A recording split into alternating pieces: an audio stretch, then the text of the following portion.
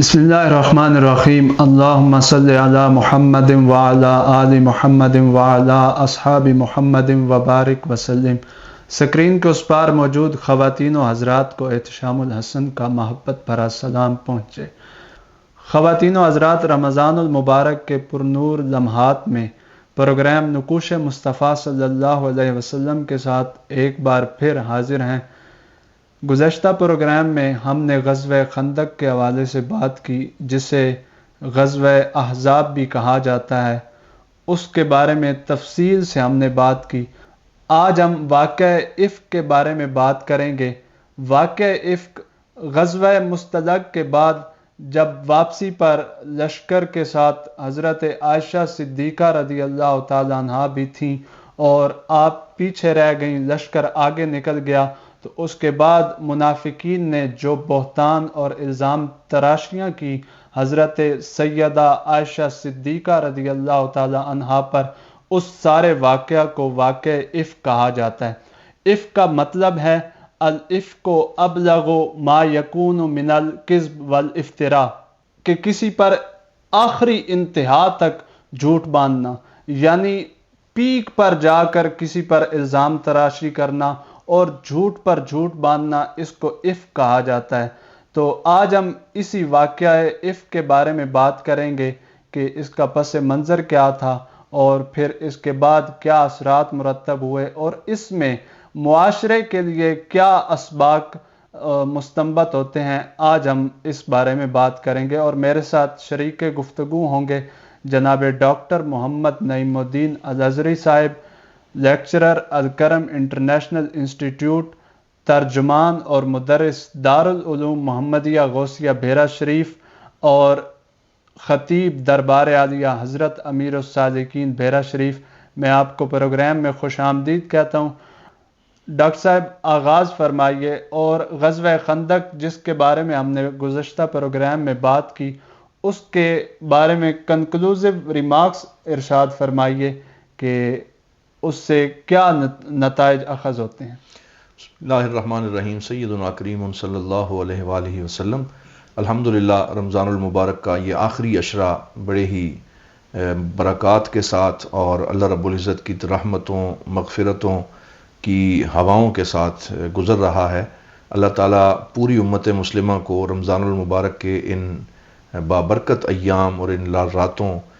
کی جو فیضان ہے وہ نصیب فرمائے۔ گزشتہ پروگرام میں ہم نے سیرت طیبہ کے ایک اہم واقعے غزوہ خندق کی پوری تفصیل کے ساتھ جو ہے وہ اسے پیش کیا تھا اور اس کے واقعات، اس کے اثرات کا ذکر ہو چکا۔ اب اس میں صرف اس کے نتائج میں سے دو باتیں میں عرض کرنا چاہوں گا۔ ایک تو جو واقعہ ہم نے ذکر کیا عمرو ابن عبد ود کو قتل کرنے کا، کہ حضرت مولا علی شیر خدا کرم اللہ وجہ الکریم نے جس بہادری کے ساتھ عمرو ابن عبد ود کا جو غرور تھا اسے خاک میں ملایا اور اس کو واصل جہنم کیا، تو اس وقت مسلمانوں کی جو ایک معنوی قوت ہے وہ بڑی بلند ہوئی۔ لیکن اس میں عربوں کے ہاں یہ رواج تھا کہ جو آدمی کسی کو قتل کرتا تھا تو اس کی جتنی بلانگنگز ہوتی تھیں، اس کی تلوار، اس کی زرہ، اس کا خود، وہ سارے کا سارا اس بندے کو ملتا تھا اور وہ اپنے پاس بطور نشانی رکھتا تھا کہ میں نے فلاں فلاں سورما جو ہیں ان کو میں نے گرایا۔ لیکن حضرت مولا علی شیر خدا کا یہ دیکھیں کمال کہ آپ نے جب اسے قتل کیا تو اس کی جتنی چیزیں تھیں ان میں سے کچھ لیا نہیں۔ تو حضور صلی اللہ علیہ وآلہ وسلم نے ان سے پوچھا کہ آپ اس کی وہ تلوار اور زرہ لے کے کیوں نہیں آئے؟ تو حضرت مولا علی شیر خدا نے عرض کیا کہ یا رسول اللہ، جب میں نے اس کو قتل کیا اور اس کو دو حصوں میں تقسیم کیا، ظہرت سوءتہ، تو اس کی جو شرم گاہ ہے وہ ظاہر ہو گئی، تو میں نے یہ مناسب نہ سمجھا کہ اب میں اس کے قریب جاؤں۔ تو ایک جنگ کے اندر اتنی حیا کا پایا جانا ایک جنگجو کے اندر یہ بڑا کم ہوتا ہے، لیکن یہ وہ عظیم لوگ ہیں کہ جہاں جنگی آداب بھی ہیں اور جوبن پہ ہیں ان کی بہادری، لیکن اس کے ساتھ ساتھ ان کا ادب، ان کا حیا اور اخلاقیات، اس کو بھی انہوں نے اپنے ہاتھ سے کبھی جانے نہیں دیا۔ اور اسی طرح پھر غزوہ خندق کے آخر میں بنو قریظہ کے بارے میں جو فیصلہ ہونا تھا وہ فیصلہ حضرت سعد ابن معاذ نے فرمایا، اور وہ ہم بیان کر چکے کہ بڑا سخت ظاہری طور پہ لگتا تھا کہ یہ فیصلہ ہے کہ ان کے مردوں کو قتل کر دیا جائے، عورتوں کو قیدی بنا لیا جائے، ان کے اموال جو ہیں سارے وہ لے لیے جائیں۔ تو اس فیصلہ کے بعد حضرت سیدنا سعد ابن معاذ رضی اللہ تعالیٰ عنہ جو ہے آپ کا کی وہ زخم جو لگا ہوا تھا بازو میں، اس کی وجہ سے فوراً ہی ان کی شہادت بھی ہو گئی، اور حضور صلی اللہ علیہ وسلم ان کی شہادت پہ بڑے دکھ میں مبتلا ہوئے، بہت روئے، اور فرمایا اہتز العرش لموت سعد، کہ عرش جو ہے وہ بھی جھوم اور لرز اٹھا ہے حضرت سعد کی شہادت پر، اور جو عرش کو اٹھانے والے فرشتے ہیں انہوں نے خوشی کا اظہار کیا ہے کہ آج سعد جنت کی طرف آ رہا ہے۔ تو حضرت سعد کے حوالے سے آپ دیکھیں کہ 30 سال کی عمر میں مسلمان ہوئے اور 37 سال کی عمر میں شہادت ہو گئی، تو صرف 7 سالہ زندگی اسلام میں پائی، اور صرف 7 سال کے اندر اتنا مقام حاصل کیا کہ عرش بھی ان کی شہادت پہ جھوم اٹھا۔ تو اس سے یہ پتہ چلتا ہے کہ یہ ضروری نہیں ہے کہ کوئی انسان 100 سال کی خدمات لے کے جائے تو پھر اس کو مقام ملتا ہے، ممکن ہے کہ کسی کی 2-3 سال کی محنت ہی اتنی بڑی محنت ہو کہ وہی قبول ہو جائے، اور زندگی کے کسی موقع پہ انسان کی زندگی میں تبدیلی آ سکتی ہے، وہ خیر کے رستے میں آ سکتا ہے، وہ تائب ہو کے سابقہ گناہوں سے بالکل اپنا تعلق کاٹ کے مولا کریم کی بارگاہ میں اپنا مقام بنا سکتا ہے۔ تو اس سے یہ سبق بھی ہم سیکھتے ہیں کہ 7 سالہ زندگی کو گزارنے کے بعد حضرت سعد ابن معاذ کو یہ شان نصیب ہوئی۔ اور ڈاکٹر صاحب جس طرح آپ نے بیان فرمایا تو بڑے لوگ اس طرح کے اسلام میں گزرے ہیں کہ جنہوں نے بڑے کم عمر پائی لیکن ان کے کام اور کارنامے بہت زیادہ۔ بالکل اسی طرح، اور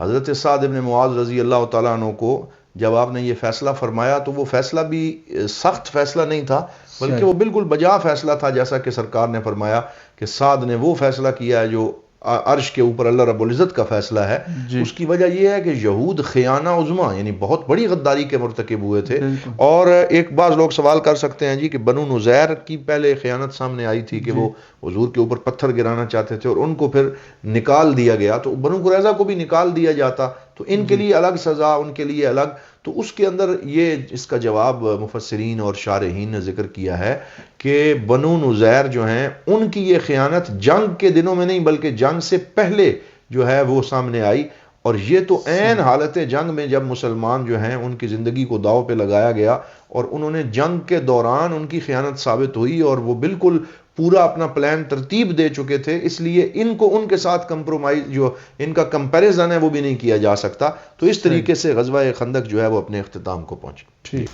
ڈاکٹر صاحب اب ہم اپنے موضوع کی جانب آتے ہیں، اور یہ ارشاد فرمائیے کہ اسلام کس طرح سوشل مینرز یعنی معاشرتی آداب سکھاتا ہے؟ جی بالکل، جب یہ غزوہ خندق ہو گیا تو اس کے بعد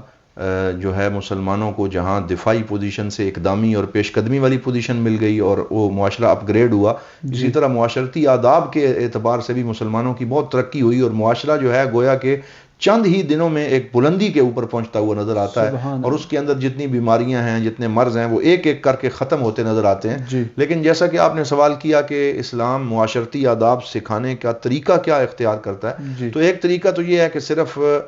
لیسن دیا جائے اور صرف آیات نازل کی جائیں اور ان آیات کے ذریعے سکھایا جائے۔ تو آیات کے ذریعے اگرچہ بات سمجھ تو آ جاتی ہے، لیکن جب تک پریکٹیکلی چیز کو نہ سمجھایا جائے تو وہ سمجھ میں نہیں آتی۔ تو مدینہ پاک کے ان سالوں میں اسلام نے یہ طریقہ اختیار فرمایا کہ واقعہ ہمارے سامنے ہوتا ہے اور پھر اس واقعے سے پورا معاشرہ سبق سیکھتا ہے۔ اسے کہتے ہیں التربیہ بالاحداث، کہ واقعات کے ذریعے تربیت کرنا اور پھر اسے قرآن میں شامل کر دینا اور اس کے ذریعے لیجسلیشن اور قانون سازی کرنا۔ آپ دیکھیں کہ جو منافقین تھے جنہوں نے ہمیشہ حضور صلی اللہ علیہ وآلہ وسلم کے ساتھ دشمنی کی تھی، عبداللہ ابن ابی ابن سلول، جب حضور نے مدینہ تشریف لانا تھا اس وقت مدینہ کی ریاست کے سربراہ کے طور پہ اس کا تاج مدینہ کے بازار میں تیار ہو رہا تھا، لیکن حضور صلی اللہ علیہ وسلم کے آنے سے اس کے سارے جو پلان ہیں وہ ملیہ میٹ ہو گئے، اور پھر اس کے بعد انہوں نے بدر کے اندر بھی شمولیت نہ کر کے مسلمانوں کے ساتھ جو دشمنی کا مظاہرہ کیا، پھر احد کے اندر ساتھ نکلے لیکن راستے سے واپس آ گئے اور مسلمانوں کی قوت کو توڑنے کی کوشش کی، پھر غزوہ خندق کے اندر بھی وہ ہمیشہ ملامت کرتے رہے، تان و تشنیع کرتے رہے، لیکن اب جب مسلمانوں کو قوت مل گئی اور انہیں نظر آ گیا کہ اب ہماری دال گلنے والی نہیں ہے، تو اب یہ جو عبداللہ ابن ابی بن سلول ہے وہ جمعے کے دن جب حضور مسجد میں خطبہ دینے تشریف لاتے تو اٹھ کے کھڑا ہو جاتا اور کہتا کہ یہ عظیم نبی آ گئے، عظیم رسول آ گئے، ان کی بات سنو، یہ بہت عظیم ہے۔ تو پھر حضور خطبہ شروع کرتے اور لیکن مسلمانوں کو پتا تھا کہ یہ بندہ دوہری گیم کھیل رہا ہے، اس لیے اسے کہتے تھے چپ کرو، بیٹھ جاؤ، ہمیں پتا ہے کہ تم کیا کر رہے ہو، لیکن اس نے ساتھ ساتھ اپنی دشمنی بھی جاری رکھی۔ یہی وجہ ہے کہ غزوہ بنو مستلق کے لیے جب سرکار دو عالم صلی اللہ علیہ وسلم نکلے تو انہوں نے میڈیا وار بھی شروع کر دی، یعنی مسلمانوں کے خلاف کھلا پروپیگنڈا کرنا اور افواہیں پھیلانا، اور پھر مسلمانی معاشرے پہ فحاشی و عریانی کے حوالے سے کچھ حملے کرنا، اس کی بھی انہوں نے پلاننگ کر لی۔ اور اس میں یہ سامنے آتا ہے کہ جب غزوہ بنو مستلق میں حضور تشریف لے گئے، اتنا بڑا وہ غزوہ نہیں تھا، اور حضور صلی اللہ علیہ وسلم کے جانے سے ہی ان کے رعب سے وہ سارے دشمن بھاگ گئے، اور حضور جب اس سے واپس تشریف لا رہے تھے، منافقین بھی شامل ہو گئے تھے اس صف میں اور اس لشکر میں، اور واپسی پہ حضرت عمر فاروق رضی اللہ تعالیٰ عنہ کے ایک غلام کو آپ نے پانی لانے کے لیے بھیجا، تو جو کچھ انصار کے لڑکے تھے اور مہاجرین کے، ان کی آپس میں تھوڑی سی تلخ کلامی ہوئی، اور اس تلخ کلامی سے جب آوازیں اونچی ہوئیں تو حضور صلی اللہ علیہ وآلہ وسلم نے فرمایا دعوها فإنها منتنہ، کہ ایسی تمام دور جاہلیت کے جھگڑوں کو آپ چھوڑ دو، یہ بدبودار چیزیں ہیں، اور آپس میں متحد رہو، آپس میں اتفاق سے رہو۔ تو جو عبداللہ ابن ابی تھا، اس نے اس چھوٹی سی جھڑپ کو بہت بڑا رنگ دینے کی کوشش کی، اور کہنے لگا کہ دیکھو ہم نے مدینے میں مہاجرین کو پناہ دی تھی، اب ان کے بچے ہمارے منہ پہ بولتے ہیں اور ہمارے ساتھ دشمنی کرتے ہیں، اور کہنے لگا واللہ لئن رجعنا، کوئی موقع ہاتھ سے جانے نہیں دیتا تھا۔ ہاں جی، تو قرآن نے پھر وہ آیت لکھی نا کہ لئن رجعنا الی المدینۃ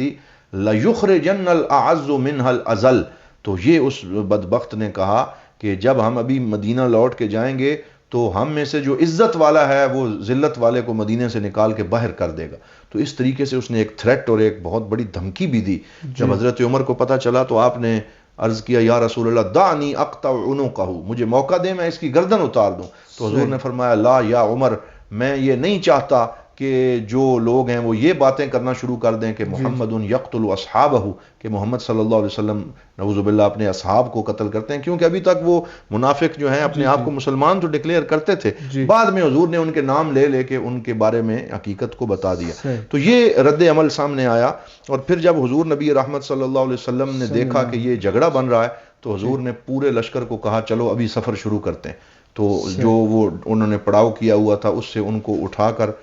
ساری رات چلایا، پھر صبح فجر کے بعد بھی چلنے کا حکم دیا، یعنی وہ جو برے خیالات آ رہے ہیں ان کے سوچنے کا موقع ہی نہ ملے، اور اس طریقے سے حضور نے مشغول کر دیا۔ اور خیر کے کاموں میں مشغول کرنا یہ ایک لیڈر کی ذمہ داری ہوتی ہے کہ وہ اپنی قوم کے نوجوانوں کو یوں مشغول رکھے کہ کوئی برا خیال ان کے ذہن میں آ ہی نہ سکے، نیگیٹیوٹی کی طرف نہ جانے دے، ہمیشہ پازیٹیو انرجی ان کے اندر پیدا کرے، ان کو مثبت کاموں میں مشغول رکھے۔ آج ہمارے ہاں یہ دیکھیں کہ کتنے بڑی پیمانے پہ پاکستان کے اندر نوجوان ہیں، کروڑوں نوجوان ہیں اس وقت، ہمارے پاس ینگسٹرز کی ایک ہجوم ہے، لیکن افسوس یہ ہوتا ہے کہ ہمارے پاس ایسے لیڈر نہیں ہیں کہ جو ان نوجوانوں کو مثبت کاموں میں مشغول کر سکیں۔ تو وہ جو لیڈرز ہیں انہوں نے مسلمانوں کو کبھی پی ایس ایل کے نام پہ، کبھی جو ہے وہ کسی عجیب و غریب میڈیا پروگراموں کے نام پہ، کبھی بھنگڑے کے نام پہ، تو ہمیشہ منفی طرف لے کے جانے کا رجحان تو ہے کلچرل فیسٹیول کے ہمیشہ، اور جو کلچرل فیسٹیول بھی ہو رہے ہیں وہ سارے بھی فحاشی اور عریانی پہ مبنی ہوتے ہیں، ان کے اندر مرد و زن کا اختلاط ہوتا ہے۔ تو مثبت سرگرمیاں ہمارے ہاں بہت کم ہیں، اور منفی سرگرمیاں جو ہیں انہیں میڈیا بھی بہت زیادہ پذیرائی بخشتا ہے، لیکن حضور صلی اللہ علیہ وآلہ وسلم کا طریقہ تھا کہ آپ نوجوانوں کو مثبت کاموں میں مشغول رکھتے۔ تو اس طریقے سے آپ پہنچے، لیکن اسی سفر کے اندر واپسی کے دوران وہ واقعہ بھی پیش آیا جس نے ایک دفعہ معاشرے کو ہلا کے رکھ دیا، کہ بہت بڑے پیمانے پہ، جیسے آپ نے شروع میں کہا کہ افک ہے، اور افک کا مطلب ہے ایک ایسا بہتان جو اپنی حدوں کو چھو رہا ہو، کہ من گھڑت جھوٹ کے ذریعے کسی کے اوپر بہتان لگانا۔ تو یہ وہ چیز ہے کہ قیامت تک آنے والی ہر وہ پاک باز عورت کہ جس کے اوپر لوگ جو ہے اس کی طرف انگلی اٹھائیں اور اس کے اوپر غلط بہتان لگائیں، ہر وہ بندہ جس کے بارے میں کوئی غلط الزام منسوب کیا جائے، اور اسی طرح سستے اخبار اپنے جو ہیں ان کو بیچنے کے لیے ان پہ غلط فوٹو شائع کرنا، بغیر تحقیق کے لوگوں کی عزتیں اور ان کی پگڑیاں اچھالنا، ان ساری چیزوں کا کلا کما اس واقعے کے ذریعے کر دیا، اور معاشرتی اخلاق اور مینرز جو ہیں وہ عطا فرما دیے، اور لیجسلیشن فرما دی، اور قرآنی آیات کے ذریعے معاشرے کو ایک حسن عطا فرما دیا۔ یہ وہ واقعہ ہے جسے واقعہ افک کہا جاتا ہے۔ ڈاکٹر صاحب میں جو آپ کی گفتگو سے سمجھ پایا ہوں وہ یہ ہے کہ اسلام صرف موٹیویشنل سپیکنگ نہیں کرتا، کہ صرف متاثر کن باتیں نہیں کرتا، بلکہ اسلام ایک مسلمان کو ڈیسیجن میکر بھی بناتا ہے اور اس کے اندر فیصلہ کرنے کی صلاحیت بھی پیدا کرتا ہے، اور اس کے ساتھ ساتھ اسلام میں مصروف رہنے کو پسند کیا گیا، جیسا کہ قرآن پاک نے بھی بیان فرمایا کہ فَإِذَا فَرَغْتَ فَانْصَبْ وَإِلَىٰ رَبِّكَ فَارْغَب، جب تم فارغ ہو تو مشغول ہو جاؤ اور اپنے رب کی طرف رجوع کرو۔ تو ڈاکٹر صاحب بات آگے بڑھاتے ہیں اور یہ ارشاد فرمائیے کہ اس واقعہ افک میں کیا حکمت چھپی تھی اور اس سے قیامت تک آنے والوں کو کیا درس ملتا ہے؟ جی، حکمت تو اس کی خود قرآن نے بیان کر دی۔ پورا واقعہ جب قرآن نے سورہ نور میں بیان فرمایا تو ایک تو اس کا نام ہی سورہ نور رکھا یہ بتانے کے لیے کہ معاشرے کی ظلمتوں کو ختم کرنے کے لیے نور عطا کیا گیا ہے، سبحان اور اللہ۔ دوسری حکمت یہ بیان فرمائی کہ لا تحسبوہ شرا لکم بل ہوا خیر لکم، کہ تم اس واقعے کو اپنے لیے برا گمان نہ کرو بلکہ یہ بہتر ہے، اور بہتر اس اعتبار سے ہے کہ ایک تو جتنے بھی معاشرے کے اندر ایسے عناصر تھے کہ جو مسلمانوں کے خلاف جو ہے وہ ایک دشمنی کا اظہار کر رہے تھے، نفاق کر رہے تھے، وہ سارے کھل کے سامنے آ گئے، اور اس کے ساتھ ساتھ جو آداب ہیں وہ مسلم معاشرے کو قیامت تک کے آنے والے مسلمانوں کو آداب مل گئے، قوانین مل گئے، پتہ چل گیا کہ اگر کوئی اس طرح کی تہمت لگائے تو اسے ٹیکل کیسے کرنا ہے، اور اس میں کیا جو حکمت عملی ہے وہ ہم نے اختیار کرنی ہے۔ تو اس لیے یہ تو نور علی نور ہو گیا نا۔ لوگوں نے اپنی جانب سے جو ہے وہ برائی کا ارادہ کیا اور اللہ تعالیٰ نے اسی شر میں خیر کا ظہور فرما دیا۔ سبحان اللہ۔ ڈاکٹر صاحب اس واقعہ کو صحیحین میں حضرت سیدہ عائشہ صدیقہ رضی اللہ تعالیٰ عنہ اپنی زبانی بیان فرماتی ہیں، ذرا وہ بیان فرمائیے۔ جی بالکل، ایک طویل روایت ہے جس میں حضور نبی رحمت صلی اللہ علیہ وسلم کی زوجہ محترمہ ام المومنین صدیقہ کائنات سیدہ عائشہ رضی اللہ تعالیٰ عنہا، آپ نے اس واقعے کو بڑی تفصیل سے ذکر فرمایا، اور پھر وہ روایت جو ہے وہ صحیحین میں اور دیگر کتب احادیث میں موجود ہے۔ تو بالاختصار اگر ہم بیان کریں تو وہ یہی ہے، آپ فرماتی ہیں کہ حضور جب بھی کسی لشکر کے ساتھ غزوے پہ جاتے تھے تو آپ کی عادت مبارکہ تھی کہ اپنی ازواج مطہرات کے درمیان قرآن اندازی فرماتے تھے، پھر جس زوجہ کا نام نکلتا اسے ساتھ لے جاتے تاکہ کسی کی دل آزاری بھی نہ ہو۔ غزوہ بنو مستلق میں قرآن اندازی میں میرا نام آیا، آپ مجھے ساتھ لے گئے، پھر میں سفر میں ساتھ رہی، جب ہم واپس آ رہے تھے تو سیدہ عائشہ صدیقہ کا ایک ہودج تھا، ڈولی نما وہ ہوتا تھا، اور اس میں آپ تشریف رکھتی تھیں اور اس کو اٹھانے والے اٹھاتے تھے، اور جہاں رکنا ہوتا اسے اٹھا کے نیچے رکھا جاتا، آپ باہر تشریف لے آتی، اور اس طریقے سے۔ تو کہتے ہیں جہاں پڑاؤ کیا گیا وہاں اس ہودج کو نیچے رکھا گیا، آپ اس میں سے نکلیں اور قضائے حاجت کے لیے دور چلی گئیں، اور کہتی ہیں کہ فرماتی ہیں کہ جب میں واپس آئی تو مجھے خیال آیا کہ میرا جو ہار ہے وہ وہاں گر گیا ہے، تو وہ واپس گئیں کہ میں جلدی جلدی اسے اٹھا کے لاؤں، وہاں ڈھونڈنے میں تھوڑا ٹائم لگا، وہ مل گیا۔ جب وہ لے کے واپس تشریف لائیں تو اتنے میں قافلہ نکل چکا، اور خود ہی فرماتی ہیں کہ اس وقت عورتیں زیادہ ان کا وزن نہیں ہوتا تھا، خفیف جسم کی ہوتی تھیں، تو انہوں نے جو اس ڈیوٹی پہ معمور تھے خدام، انہوں نے یہی سمجھا کہ آپ اس میں تشریف رکھ چکی ہیں، پردے گر چکے تھے، تو انہوں نے اسے اٹھا کے سواری پہ رکھا اور قافلہ چل نکلا۔ جب آپ تشریف لائیں تو قافلہ جا چکا تھا۔ ایک دفعہ تو بڑی پریشان ہوئی، لیکن پھر جو ہے وہ آپ نے یہ سوچا کہ ابھی جب وہ مجھے اس میں نہیں پائیں گے تو مجھے لینے کے لیے واپس آئیں گے، اور وہیں پریشانی میں بیٹھے بیٹھے آنکھ لگ گئی۔ جب آنکھ کھلی تو کیا دیکھتی ہیں کہ صفوان ابن معطل، یہ ایک صحابی تھے، اور جو بدری صحابی تھے اور حضور صلی اللہ علیہ وسلم کے جلیل القدر صحابی تھے، اور ان کی یہ ڈیوٹی لگائی حضور صلی اللہ علیہ وسلم نے کہ آپ جب بھی ہم کسی غزوے میں جائیں تو آپ پیچھے رہیں، اور 1-2 منزل 3 منزل پیچھے رہیں، اور جب سارا قافلہ گزر جائے اگلے دن یا اس شام کو پھر وہاں سے گزریں، یعنی اگر پیچھے کسی رہ کر آپ لشکر کی نگرانی بھی کریں، اور کوئی سامان اگر کسی کا رہ جائے یا کوئی گم شدہ ہو تو آپ اس کی ٹیک کیئر کریں۔ تو آپ جب پہنچے تو آپ نے پہچان لیا کہ یہ حضور صلی اللہ علیہ وسلم کے گھر میں آپ کی زوجہ محترمہ ہے، تو آپ نے دوسری طرف منہ کر کے اونچا سا پڑھا انا للہ و انا الیہ راجعون، تو اس آواز سے سیدہ پاک بیدار ہوئیں اور آپ نے توجہ فرمائی۔ تو حضرت صفوان ابن معطل نے ساری بات عرض کی کہ میں آگے آگے چلتا ہوں، اور پھر سیدہ پاک کو سواری کے اوپر سوار کر کے ساتھ ساتھ چلے اور لے کے جب مدینہ پاک کے قریب پہنچے جہاں قافلہ موجود تھا تو عبداللہ ابن ابی ابن سلول اس منافق کی نظر پڑ گئی، اور اس نے بجائے اس کے کہ وہ تحقیق کرتا، وہ پوچھتا، وہ حسن ظن رکھتا، اس بدبخت نے اس کو پروپوگیٹ کر کے ایک بہت بڑا الزام تراشا، اور اس الزام کو کانوں کان جو ہے وہ پورے معاشرے میں پھیلانا شروع کر دیا، اور پھر کچھ اور لوگ بھی اس کے ہم نوا بن گئے، اور انہوں نے حضور صلی اللہ علیہ وآلہ وسلم کی زوجہ کے بارے میں یہ غلط طرح کی جو باتیں ہیں اور نازیبا گفتگو کرنی شروع کر دی۔ تو اس سے سیدہ عائشہ صدیقہ رضی اللہ تعالیٰ عنہ فرماتی ہیں کہ اللہ کا کرنا یہ ہوا کہ میں جب گھر پہنچی تو مجھے بخار نے آ لیا، یہ حکمت اللہ کی کچھ ایسی تھی، اور تقریباً 20-25 دن وہ بخار کی کیفیت رہی، میں باہر نکل ہی نہ سکی، اور مجھے اللہ تعالیٰ نے ان ساری باتوں سے دور رکھا، وہ میرے کانوں تک پہنچ ہی نہ سکیں، لیکن پورے مدینے میں باہر یہ افواہیں گردش کر رہی تھیں، یہ غلط گفتگو جاری تھی، اور حضور صلی اللہ علیہ وآلہ وسلم کو پتہ چل چکا تھا۔ آپ اسی وجہ سے جب گھر میں تشریف لاتے تو بڑے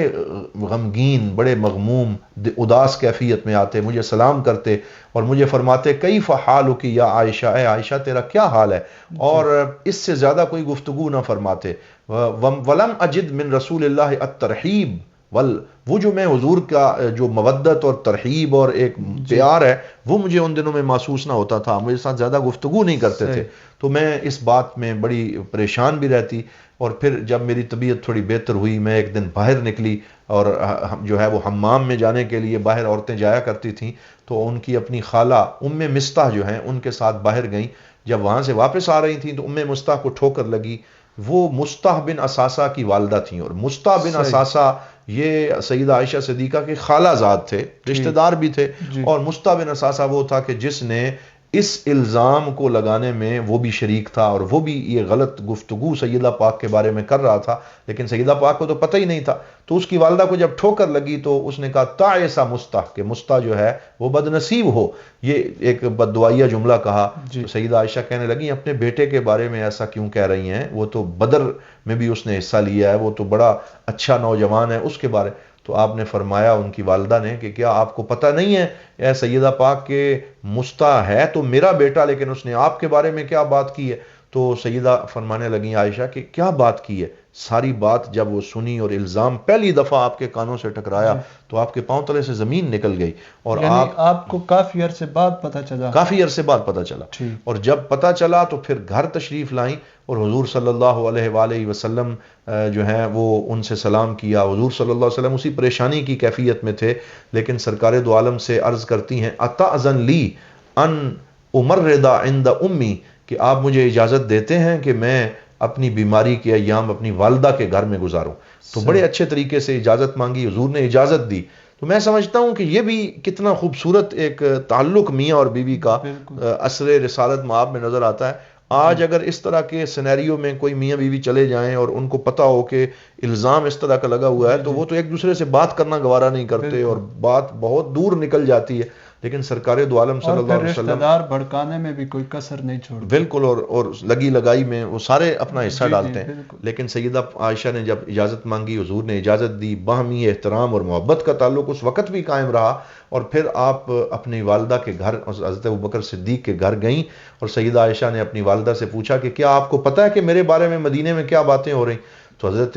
سیدہ عائشہ صدیقہ کی والدہ نے آپ کو تسلی دینے کے لیے فرمایا کہ اے میری بیٹی پریشان نہ ہو، جو عورت خوبصورت ہو اور اس کی کچھ زیادہ سونکنے بھی ہوں اور درائر بھی ہوں تو پھر لوگ اس طرح کی باتیں اسے پریشان کرنے کے لیے کرتے رہتے ہیں، یعنی انہوں نے تسلی دینے کی کوشش کی، لیکن سیدہ پاک بہرحال پریشان تھیں، وہ روتی رہیں، اور اس کے بعد وہ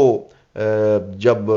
اندر آئیں تو دیکھا کہ والد گرامی حضرت ابوبکر صدیق گھر کے چھت پہ قرآن کی تلاوت کر رہے ہیں اور رب کا قرآن پڑھ رہے ہیں، لیکن انہوں نے ماں بیٹی کی یہ گفتگو بھی سن لی تھی۔ تو حضرت ابوبکر صدیق سے سیدہ عائشہ نے پوچھا ابا جان آپ کا اس بارے میں کیا خیال ہے؟ تو حضرت ابوبکر صدیق نے روتی ہوئی آنکھوں کے ساتھ فرمایا کہ اے میری بیٹی، میرے گھرانے کے بارے میں جب ہم جاہلیت کے زمانے میں تھے اس وقت بھی کسی نے ایسے الزام کی جرت نہیں کی، اب تو اللہ نے ہمیں اسلام کی نعمت سے مالا مال کیا ہے، اور اب یہ لوگ ایسی بات کر رہے ہیں، اور ان لوگوں کو کوئی جو ہے کسی طرح کا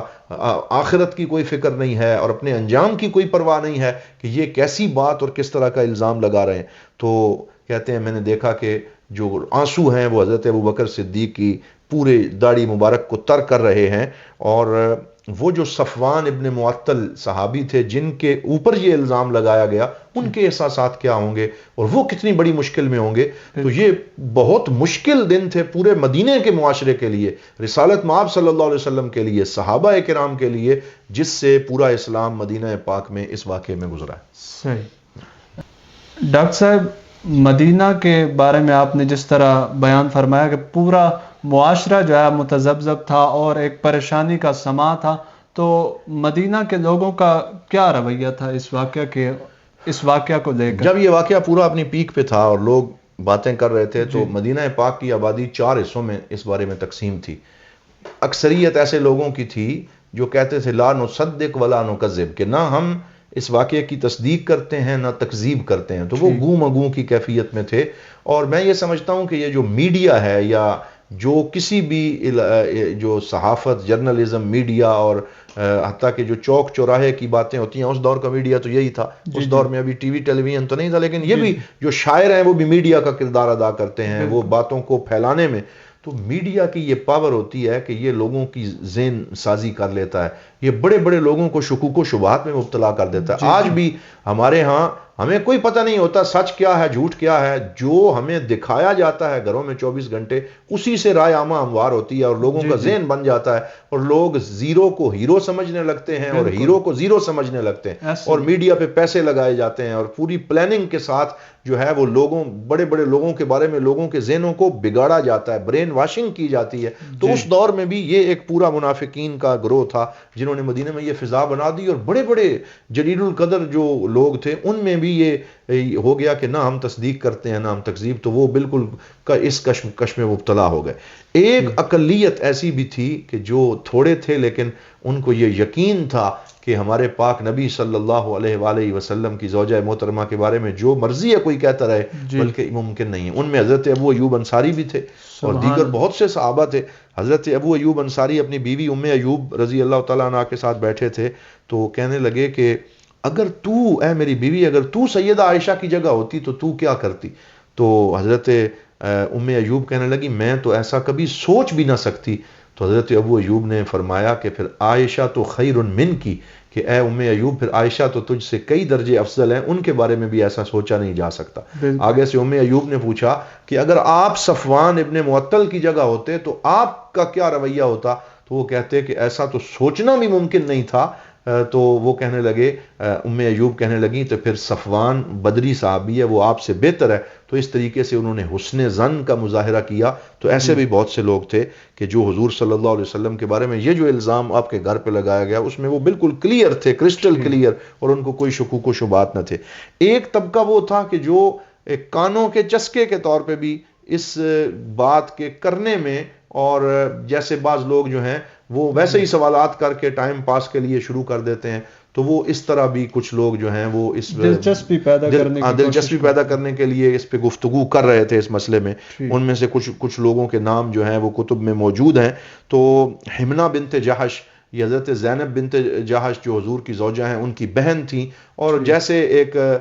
معاصرانہ بیویوں کے درمیان ایک وہ چشمک ہوتی ہے، اس کے تحت ان کی جو بہن تھیں انہوں نے بھی اس بات میں دلچسپی لینا شروع کی. حضرت سیدنا حسان ابن ثابت رضی اللہ تعالیٰ عنہ، آپ کے بارے میں بھی حدیث میں آتا ہے کہ کچھ جگہ پہ آپ نے اس بارے میں گفتگو کی ان دنوں میں، اگرچہ بعد میں تائب ہو گئے اور اللہ تعالیٰ نے ان کی توبہ کو قبول فرمایا اور ان کے اوپر مہربانی فرمائی. اسی طرح مصطح بن اساسہ اور دیگر کچھ لوگ تھے. تو کچھ پھر افاقین کا وہ گروہ تھا جو اس جھوٹ کو گڑھنے اور اس کو پروپوگیٹ کرنے میں خود مشغول تھے. ان کا تو کام ہی یہ تھا، اور وہ انہی کے بارے میں قرآن پاک کے اندر یہ وعید نازل ہوئی. اور حضرت سیدنا ابو بکر صدیق رضی اللہ تعالیٰ عنہ جو والد تھے سیدہ پاک کے، ان کا دل پہ کیا گزرتی ہوگی کہ آپ 1 مہینے تک روتے رہے، گڑ گڑاتے رہے، اور آپ اللہ تعالیٰ کی عبادت میں مشغول رہے، اور ساتھ وہ مصطح بن اساسہ جو آپ کا جو ہے وہ رشتہ دار بھی تھا، اور آپ اس کے اوپر خرچ کرتے تھے اور اس کو بہت زیادہ جو ہے وہ چیریٹی دیتے تھے، صدقات سے اس کا سارا گھر چلتا تھا. جب اس نے یہ کام کیا تو آپ نے قسم بھی اٹھا لی کہ میں آئندہ اس کی کوئی مدد نہیں کروں گا، اس کے اوپر صدقے کا کوئی پیسہ نہیں لگاؤں گا. تو یہ حضرت ابوبکر صدیق رضی اللہ تعالیٰ عنہ کا رویہ تھا. ٹھیک. اچھا ڈاکٹر صاحب، یہ ارشاد فرمائیے کہ حضور علیہ الصلوۃ والسلام کا اس واقعہ کو لے کر کیا موقف تھا؟ سیدہ پاک سلام اللہ علیہ آپ تو مسلسل پھر کیونکہ اپنی والدہ کے گھر آ گئی ہیں اور آپ اس میں دن رات روتی رہتی ہیں، کڑتی رہتی ہیں اس واقعے پر، اور حضور صلی اللہ علیہ وسلم کیونکہ بحیثیت خامد بھی آپ کا ایک کردار تھا اور ایک بحیثیت قائد ملت اسلامیہ اور نبی ہونے کی حیثیت سے، تو آپ کے لیے یہ تھا کہ آپ اس پورے معاملے کے اندر غیر جانبداری بھی آپ نے رکھی، اور واضح طور پہ اگر آپ خود دفاع میں لگ جاتے اور بھرپور دفاع کرتے تو بعض لوگ یہ کہہ سکتے تھے کہ خامد اپنی بیوی کے بارے میں بول رہا ہے اور دفاع کر رہا ہے، اس وجہ سے آپ نے پورا ایک مہینہ جو ہے وہ اس معاملے میں زیادہ کلام نہ فرمایا، خاموشی سے گزارا، دیکھا کہ لوگ کیا کہہ رہے ہیں، اور پھر آپ اس حوالے سے یہ بھی کر سکتے تھے کہ نعوذ باللہ یہ کہتے کہ میں بالکل سائیڈ پہ ہوتا ہوں، طلاق دیتا ہوں، اور جب تک اس معاملے کی تحقیقات نہیں ہوتی میں اس کے اندر بالکل جو ہے وہ اس معاملے سے ہی باہر نکلتا ہوں، لیکن آپ نے ایسا بھی نہیں کیا، نہ آپ نے کھل کے کوئی دفاع کیا، لیکن یہ ہے کہ آپ نے پھر لوگوں سے ملاقاتیں شروع کی، اور اس سلسلے میں سب سے پہلے آپ نے ام ایمن رضی اللہ تعالی عنہا جو شروع سے بیت رسول کی خادمہ تھیں، اور جب سیدہ آمنہ کا وصال ہوا تھا اس وقت بھی وہ حضور کے ساتھ تھیں، ولادت کے وقت بھی حضور کے ساتھ تھیں، تو ان سے حضور نے پوچھا، اس وقت ان کی کافی عمر ہو چکی تھی، کہ اے ام ایمن آپ کا میری زوجہ کے بارے میں کیا خیال ہے؟ تو وہ کہنے لگیں احمی سمعی و بصری، کہ یا رسول اللہ میں اپنی سمع و بصر کو اس حوالے سے جو ہے وہ محفوظ کرتی ہوں، اور میں کوئی اس حوالے سے بات نہیں کرتی، اور اتنا کہتی ہوں کہ ما علمت عنہا الا خیرا، کہ مجھے آپ کی زوجہ سیدہ عائشہ کے بارے میں خیر کی بات ہی آتی ہے، خیر کے علاوہ میں ان کے بارے میں کچھ نہیں کہتی، کیونکہ وہ تو سراپا بھلائی ہیں۔ پھر حضور نے حضرت زینب بنت جہش کو جو آپ کی اپنی زوجہ محترمہ تھی ان سے پوچھا، انہوں نے بھی یہی جملہ کہا ما علمت عنہا الا خیرا، کہ میں بھی عائشہ صدیقہ کے بارے میں خیر کے علاوہ اور کوئی جملہ نہیں کہتی۔ پھر آپ نے حضرت اسامہ بن زید رضی اللہ تعالیٰ عنہ جو آپ کے بڑے پیارے غلام حضرت زید کے بیٹے تھے اور آپ کے گھر سے ان کا بڑا تعلق تھا، ان سے بات کی، انہوں نے فوراً کہا کذب یا رسول اللہ، یا رسول اللہ یہ بہت بڑا جھوٹ ہے جو گھڑا گیا ہے۔ پھر آپ نے حضرت مولا علی شیر خدا کرم اللہ وجہ الکریم سے پوچھا، تو حضرت مولا علی شیر خدا ایک اور ناحیے سے سوچ رہے تھے کہ سرکار دو عالم صلی اللہ علیہ وسلم کی نبوت، رسالت، ختم نبوت اور آپ کا جو مشن ہے وہ بہت بڑا ہے، کہ آپ کو کوئی ذہنی کوفت نہ ہو، آپ کے اوپر اتنا بھی جو ہے وہ کوئی تنگی نہ ہو، تو آپ نے یہ جملہ مولا علی نے کہہ دیا کہ یا رسول اللہ عورتوں کی کوئی کمی نہیں ہے، تو آپ بے شک ان کو چھوڑ دیں اور آپ کوئی اور زوجہ جو ہے اللہ تعالیٰ آپ کو عطا فرمائے گا، اس طرح کا جملہ فرمایا، اور اس کے بھی ایک اپنا آپ کا ایک سٹیٹ آف مائنڈ تھا جس میں آپ یہ بات کر رہے تھے، اس میں یہ نہیں تھا کہ سیدہ پاک کے بارے میں نعوذ باللہ کوئی ان کو شک و شبہ تھا، لیکن انہوں نے یہ کہا، یعنی اس واقعہ سے حضور علیہ الصلوۃ والسلام جو بوجھ محسوس فرما رہے تھے اس سے ان کو نکالنے کے لیے، بالکل۔ اور پھر جب آپ نے حضرت سیدنا عمر فاروق رضی اللہ تعالیٰ عنہ سے پوچھا تو انہوں نے تو کمال کر دیا، وہ تو ملہم تھے، وہ تو اس امت کے محدث تھے جن کو اللہ تعالیٰ الہام فرماتا ہے، تو حضرت عمر نے حضور سے عرض کیا یا رسول اللہ من زوجک ایہا، کہ سیدہ عائشہ سے آپ کا یہ نکاح کس نے کیا ہے؟ تو حضور نے فرمایا میرے رب کے حکم سے، اللہ نے کیا ہے، میرے اللہ کا حکم ہے۔ تو فرمایا ایظن احد ان اللہ دلس علیک، یا رسول اللہ کیا کوئی گمان کر سکتا ہے کہ اللہ تعالیٰ آپ کے گھر میں کوئی ایسی زوجہ بھیجے کہ جس کے کردار میں کوئی شک و شبہ ہو؟ یہ جھوٹ ہے، یہ کذب ہے، یہ بہتان ہے۔ حضرت سیدنا عمر فاروق نے بہت کمال اور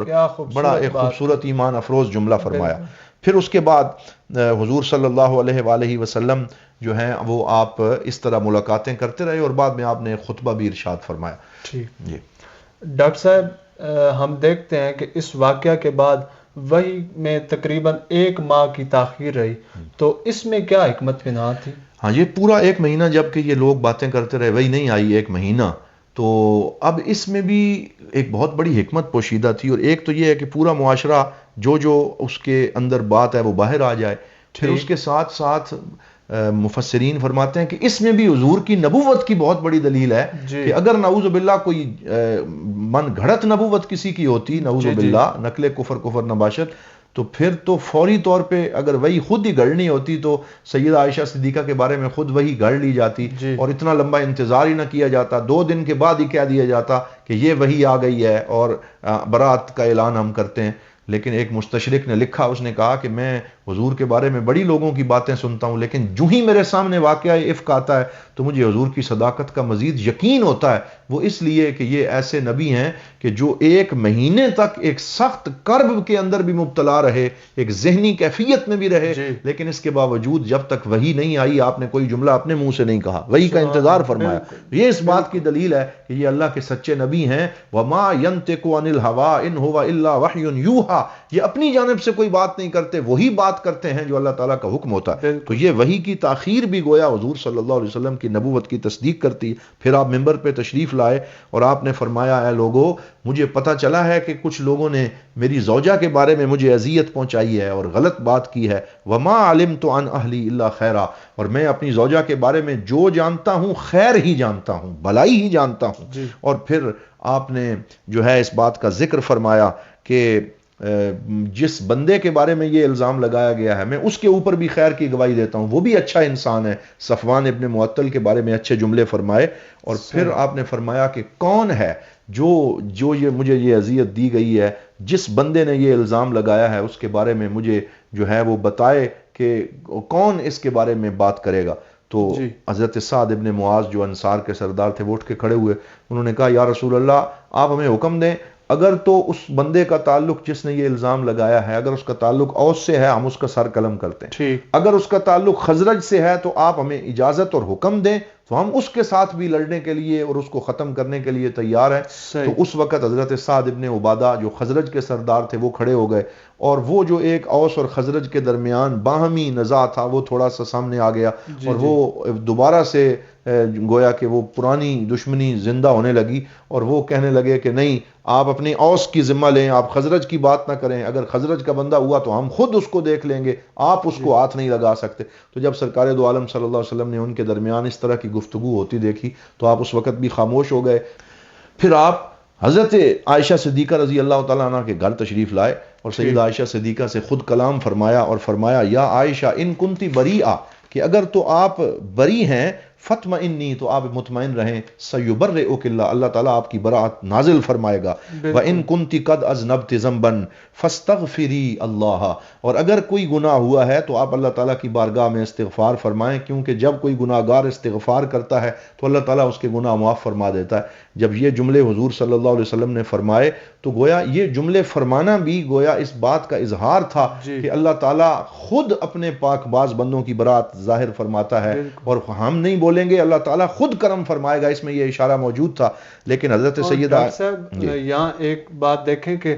جب تک حضور علیہ السلام کو بات کی تصدیق نہیں ہوئی اور اللہ کی طرف سے برات نازل نہیں ہوئی، تب تک آپ نے خاموشی کا اظہار فرمایا، خاموشی کا اظہار اور اپنی بیوی سے بھی کوئی سختی سے پیش نہیں آئے۔ بالکل۔ اور پھر سیدہ پاک نے جب یہ بات سنی تو اپنی ماں باپ سے عرض کرنے لگیں کہ اے میرے ماں باپ، آپ اس بات کے بارے میں حضور صلی اللہ علیہ وسلم کو کیا جواب دیتے ہیں، کیا بات کرتے ہیں؟ تو حضرت ابوبکر صدیق روتے رہے، خاموش رہے کہ ہم اس پہ کچھ نہیں کہہ سکتے، ہم بھی اس میں خاموش ہیں۔ تو حضرت عائشہ صدیقہ فرماتی ہیں میرے آنسو خشک ہو گئے، اور میں نے اس وقت یہ عرض کیا کہ واللہ ارا ان ہناک امرا استقر فی انفسکم وصدقتموہ، مجھے ایسے لگتا ہے کہ شاید کوئی بات آپ کے دلوں میں بیٹھ چکی ہے اور آپ اس کی تصدیق کر چکے ہیں۔ فإن قلت لکم انی بریہ، اگر میں خود بول کے کہوں کہ میں بری ہوں، لا تصدقونی، تو آپ میری تصدیق، آپ لوگ شاید مجھے میری تصدیق نہ کریں۔ وإن اعترفت بشیء لن افعلہ واللہ یعلم انی منہ بریہ، اور اگر میں کسی ایسی چیز کا اعتراف کروں جو میں نے کی ہی نہیں ہے اور اللہ جانتا ہے کہ میں اس سے بری ہوں، تو ممکن ہے لوگ میری فوراً جو ہے اس بارے میں تصدیق کر ڈالیں۔ تو میں آج اپنے بارے میں وہی کہتی ہوں جو حضرت یوسف کے والد حضرت یعقوب کہا کرتے تھے، فصبر جمیل واللہ المستعان علی ما تصفون، میں اس معاملے میں صبر کرتی ہوں، اللہ تعالیٰ کی طرف سے برات کا انتظار کرتی ہوں۔ پھر میں روتی روتی ایک چارپائی پہ سو گئی، اور جو ہے وہ آنکھیں میں نے بند کر لیں، اور اس وقت مجھے اندر سے یقین تھا کہ میرا رب ضرور میری مدد فرمائے گا، اور اللہ تعالیٰ جو ہے، اور لیکن سیدہ فرماتی ہیں کہ مجھے ایسے لگتا تھا کہ اللہ تعالیٰ حضور کو کوئی خواب دکھا دے گا اور خواب کے ذریعے میری برات آ جائے گی، لیکن میں نے تو کبھی سوچا بھی نہ تھا کہ میرے بارے میں قرآن میں اللہ تعالیٰ میری برات نازل کرے گا، اور وہ قرآن قیامت تک پڑھا جائے گا اور میرا ذکر بھی زندہ رہے گا۔ کہتے ہیں میں حیران رہ گئی کہ ابھی میں وہاں لیٹی ہی تھی کہ اسی ہمارے گھر میں بیٹھے بیٹھے سرکار دو عالم صلی اللہ علیہ وسلم پہ وحی کے آثار نمودار ہونا شروع ہو گئے اور وحی آنے لگی، اور حضور صلی اللہ علیہ وسلم نے آنکھیں بند کر لیں اور وحی کو سننے میں مشغول ہو گئے۔ جب آنکھیں کھولیں تو آپ کا چہرہ 14ویں کے چاند سے زیادہ چمک رہا تھا اور آپ کے چہرے پہ مسکراہٹ تھی، اور سرکار دو عالم صلی اللہ علیہ وآلہ وسلم نے فوراً اٹھ کے فرمایا ابشری یا عائشہ ان اللہ قد برأکی، اے عائشہ تجھے مبارک ہو، اللہ نے تیری برات کا اعلان کر دیا ہے۔ اللہ تعالیٰ نے اسے قرآن بنا دیا ہے، یتلا الی یوم القیامہ، اور یہ آیات قیامت تک پڑھی جائیں گی۔ فسجدت للہ شکرا، میں نے اللہ کی بارگاہ میں سجدہ کیا۔ اب یہاں ایک بڑا خوبصورت وہ ہمیں منظر نظر آتا ہے کہ حضرت ابوبکر صدیق بھی خوش ہو گئے اور انہوں نے کہا اے عائشہ، اے میری بیٹی، جلدی حضور کا شکریہ ادا کرو۔ تو حضرت عائشہ صدیقہ اس وقت اپنی جس کیفیت میں تھیں عرض کرنے لگیں میں اب کسی اور کا شکریہ ادا نہیں کروں گی، میں اپنے اس رب کا شکریہ ادا کروں گی جس نے میری برات نازل کی ہے، جس نے میرے اوپر نگاہ کرم فرمائی ہے۔ تو اس سے ہمیں پتہ چلتا ہے کہ وہ جو جذبات ہوتے ہیں، وہ جو احساسات ہوتے ہیں، اور کس طریقے سے اللہ تعالیٰ جو ہے وہ مہربانیاں فرماتا ہے۔ پھر اس کے بعد سورہ نور کی وہ آیات نازل ہوئیں کہ جس میں اس پورے معاملے میں ایک قانون سازی کر دی گئی۔ خواتین و حضرات، ڈاکٹر صاحب نے خوبصورت انداز میں قرآن پاک کا ذکر فرمایا کہ اللہ تعالیٰ نے قرآن پاک میں حضرت عائشہ صدیقہ رضی اللہ تعالیٰ عنہ کی برات کا ذکر فرمایا ہے، اور پھر بعد میں جو آج ازواج مطہرات پر پھپتیاں کستے ہیں اور طرح طرح کی باتیں کرتے ہیں، ان کا منہ بھی اللہ تعالیٰ نے بند کر دیا قیامت تک کے لیے، اور اس برات کا ذکر قرآن پاک میں نازل فرمایا۔ تو ڈاکٹر صاحب آگے بات کو بڑھاتے ہیں، تو قرآن نے قذف کے حوالے سے کیا قانون سازی فرمائی ہے؟ یہ جو آیات نازل ہوئیں اس میں سب سے پہلی تو یہ آیت نازل ہوئی کہ ان الذین جاؤوا بالافک عصبۃ منکم لا تحسبوه شرا لکم بل هو خیر لکم لکل امرئ منهم ما اکتسب من الاثم، کہ جنہوں نے یہ بہتان لگایا ہے وہ ایک گروہ ہے اور اللہ تعالیٰ اس گروہ کو جانتا ہے، اور یہ واقعہ مسلمانوں کے لیے بہتر ہے اور ان کے لیے برا ہے جنہوں نے یہ الزام لگایا ہے، اور جس نے اس میں جتنا حصہ لیا ہے اتنا ہی اس کو گناہ ملے گا۔ والذی تولی کبرہ منہم لہ عذاب علیم، اور جو سب سے بڑا سرغنہ تھا اس پورے گروہ کا اس کے لیے تو بہت بڑا عذاب ہے، اور وہ عبداللہ ابن ابی ابن سلول تھا جس کی جانب اشارہ کیا۔ اور پھر جیسے آپ نے ابھی پوچھا کہ کیا قواعد قذف کے حوالے سے ذکر کیے، تو دو بڑے قاعدے ذکر کر دیے۔ پہلا قاعدہ یہ کہ جب بھی کسی پاک باز عورت کے بارے میں کوئی اس طرح کی بہتان تراشی کرے تو کانوں کے چسکے کے لیے اسے سننا نہ شروع کر دو، نہ اس کے اوپر یقین کرو، بلکہ یوں کہو لولا اذ سمعتموہ قلتم لولا اذ سمعتموہ ظن المؤمنون والمؤمنات بانفسہم خیرا وقالوا ھذا افک مبین، کہ جب بھی کوئی اس طرح کی بات کرے تو مومنوں کو چاہیے کہ وہ مومن عورتیں اور مرد اچھا گمان کریں اور فوراً یہ کہیں کہ یہ تو بہت بڑا افک ہے، یہ بہتان ہے، یہ جھوٹ ہے۔ لولا جاؤ علیہ باربعۃ شہداء، پھر آگے یہ فرما دیا کہ اگر کسی نے بہتان لگایا ہے تو اگر تو اس کے پاس پورے 4 گواہ موجود ہوں تو پھر اس کی بات سنی جائے۔ تو اس کے لیے کتنا کڑا نصاب گواہی رکھ دیا کہ 4 گواہ ہوں، اور گواہ بھی ایسے ہوں کہ جو اس گناہ کو دیکھنے والے ہوں تو پھر وہ بات کریں، ورنہ وہ خاموش رہیں۔ تو یہ 2 قانون دے دیے۔ پہلا یہ ہے کہ حسن ظن رکھو، کبھی کسی بری بات کا اس طرح یقین نہ کرو، اور دوسرا یہ ہے کہ وہ سنی سنائی باتوں کا اعتبار نہیں کیا جائے گا، اور دوسرا یہ ہے کہ اگر کسی کے پاس ایویڈنس نہیں ہے، اور ایویڈنس بھی 4 گواہوں والا مکمل نصاب۔ اسی وجہ سے حضرت سیدنا عمر فاروق رضی اللہ تعالیٰ عنہ کے زمانے میں یہ ہوا کہ ایک بندہ جو ہے اس نے ایسی بات کی تو اس نے 3 گواہ پیش کیے، چوتھا نہ پیش کر سکا، آپ نے اسے کوڑے مروائے۔ اور اسی طرح ایک آدمی جو ہے اس نے 4 گواہ پیش کیے، 3 کو یقین تھا، چوتھا شک و شبے میں مبتلا تھا، پھر اس کو کوڑے لگوائے۔ تو یہ اتنا کڑا نصاب شہادت اس معاملے میں اسی لیے رکھا تاکہ معاشرے میں کسی کی عزت کو اچھالا نہ جا سکے، کسی بیوی کے بارے میں غلط گفتگو نہ کی جا سکے، اور گویا کہ پورے معاشرے کو اس آیت کے ذریعے سیکیور کر دیا گیا۔ اور پھر فرمایا لولا فضل اللہ علیکم ورحمتہ فی الدنیا والآخرہ لمسکم فیما افدتم فیہ عذاب عظیم، کہ یہ اللہ تعالیٰ کا فضل اور رحمت ہوا ہے کہ اللہ نے قرآن نازل کر کے تمہیں اس مسئلے کا حل بتا دیا۔ اذ تلقونہ بألسنتکم وتقولونہ بافواہکم ما لیس لکم بہ علم وتحسبونہ ہینا وہو عند اللہ عظیم، تو یہ تم اس کو ہلکی بات سمجھ رہے تھے، حالانکہ اللہ کی بارگاہ میں یہ بہت بڑا جرم ہے کسی کے بارے میں ایسی بات کرنا۔ اور آگے فرمایا لولا اذ سمعتموہ قلتم ما یکون لنا ان نتکلم بہذا سبحانک ھذا بہتان عظیم، تو یہاں پہ اللہ تعالیٰ نے واضح طور پہ کیٹیگوریکلی فرما دیا، اور حضرت عائشہ صدیقہ کی یہ شان ہے کہ اللہ تعالیٰ نے ان کی براعت 7 آسمانوں سے اوپر عرش کے اوپر سے نازل فرمائی اور ان کی شان کو یوں واضح کر دیا۔ اب جو آدمی سیدہ عائشہ صدیقہ کے بارے میں غلط گفتگو کرتا ہے یا اپنے دل میں ان کے بارے میں کوئی غلط بات رکھتا ہے یا سیدہ کائنات اور ازواج مطہرات کے بارے میں یاوہ گوئی کرتا ہے یا ان کے بارے میں بغض رکھتا ہے، تو وہ سورہ نور کی ان آیات کے اندر وہ ان کا جو ہے وہ مخاطب بنتا ہے اور اس کا مصداق ٹھہرتا ہے کہ وہ افاق ہے، وہ بہتان تراشنے والا ہے، اس کے لیے دردناک عذاب ہے۔ اور اللہ تعالیٰ نے سیدہ پاک کے لیے فرمایا سبحانکا، جیسے اللہ پاک ہے، ھذا بہتان عظیم، یہ بہتان ہے، اور سیدہ پاک کی شخصیت بھی پاک ہے، صاف ہے، اور اللہ تعالیٰ نے آپ کو بہت روشن کردار عطا فرمایا۔ اور اس کے بعد پھر اللہ تعالیٰ نے وہ لوگ جو فحاشی اور عریانی کو پھیلانے میں کردار ادا کرتے ہیں، اب اس میں وہ سارے میڈیا ہاؤسز بھی آ جائیں گے کہ جو فحاشی پہ مبنی پروگرام چلاتے ہیں، وہ سارے لوگ آ جائیں گے جو اس طرح کی گفتگو کرتے ہیں جو فحاشی پہ مبنی ہوتی ہے، جو غلط الزام لگاتے ہیں، جو بیک بائٹنگ کرتے ہیں، جو کسی کی عزت کو اچھالتے ہیں۔ فرمایا ان الذین یحبون ان تشیع الفاحشۃ فی الذین آمنوا لہم عذاب علیم فی الدنیا والآخرہ ولہم عذاب عظیم ان الذین یرمون المحصنات الغافلات المؤمنات، وہ لوگ جو پاک باز عورتوں پر، مومن عورتوں پر الزام لگاتے ہیں، لعنوا فی الدنیا والآخرہ ولہم عذاب عظیم، بار بار عذاب کا ذکر ہے، بار بار لعنت اور ملامت کا ذکر ہے، اور آگے پھر ان کی سزا بھی ذکر کر دی، فجلدوہم 80 جلدہ، کہ وہ لوگ جو پاک باز عورت پہ الزام لگائیں پھر 4 گواہ بھی نہ پیش کر سکیں، انہیں 80 کوڑے مارے جائیں۔ تو پھر ان لوگوں کو لایا گیا جو جو اس میں ملوث تھے، انہیں کوڑے مارے گئے، اور حضرت سیدہ عائشہ صدیقہ کی شان اظہر من الشمس ہو کے پورے معاشرے پہ واضح ہو گئی، اور مجرموں کے جتنے وہ جو پراپوگنڈے تھے وہ خاک میں مل گئے، اور اللہ تعالیٰ نے بیت نبوت کی شان کو واضح فرما دیا۔ سبحان اللہ۔ ڈاکٹر صاحب، آپ نے شروع میں سوشل مینرز کا ذکر فرمایا کہ اسلام نے معاشرتی آداب بیان فرمائے، تو میں چاہتا ہوں کہ مزید آپ معاشرتی آداب کا ذکر فرما دیں۔ وہ یہ سورہ نور جو ہے، میں سمجھتا ہوں کہ یہ تمام ہمارے کالجز، یونیورسٹیز، خاص طور پہ جہاں فیمیلز پڑھتی ہیں، اس کے نصاب کا لازمی حصہ اور لازمی جز ہونی چاہیے۔ ہر بچی اس کو پڑھے، اس کی تفسیر کو پڑھے، اس کا گھر سنور جائے، اس کی زندگی میں نور شامل ہو جائے، مرد بھی اس کو پڑھے۔ تو اس میں نہ صرف یہ کہ قذف اور تہمت کے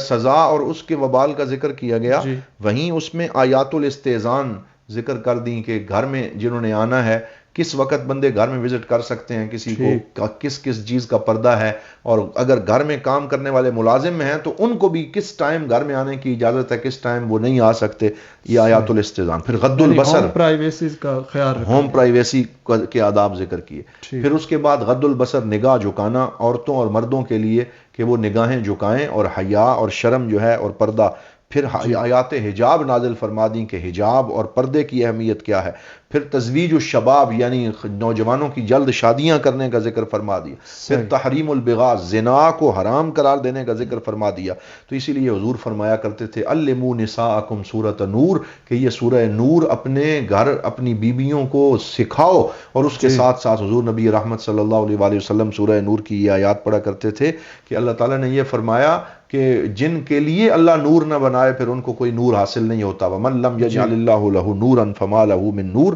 اور حضرت عائشہ صدیقہ رضی اللہ تعالی عنہا